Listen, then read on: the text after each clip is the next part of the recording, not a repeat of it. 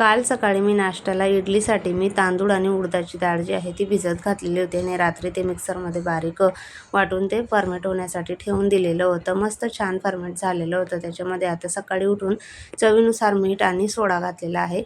थोडंसं पाणी घालून चांगलं व्यवस्थित मिक्स करून घेतलं आणि आता इडलीच्या भांड्यामध्ये पाणी तापवायला ठेवलेलं होतं एका साईडला. तोपर्यंत इथं भांड्यांना तेल वगैरे लावून घेतलं आणि त्याच्यामध्ये जे बॅटर आपण केलेलं होतं ते घातलेलं आहे.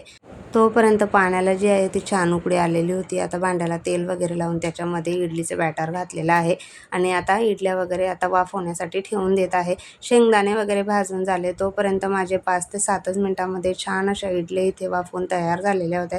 तुम्ही बघू शकता आता बाहेर काढून घेतलेल्या आहेत. थोडंसं थंड होण्यासाठी ठेवल्या. तोपर्यंत मिक्सरमध्ये चटणी वगैरे बारीक वाटून घेतलेली होती. बघू शकतात किती छान मस्त इडल्या तयार झालेल्या आहेत. चटणीला तडका वगैरे देऊन घेतला. मस्त असं सकाळचा नाश्ता इथे तयार झालेला आहे. भेटूया पुन्हा.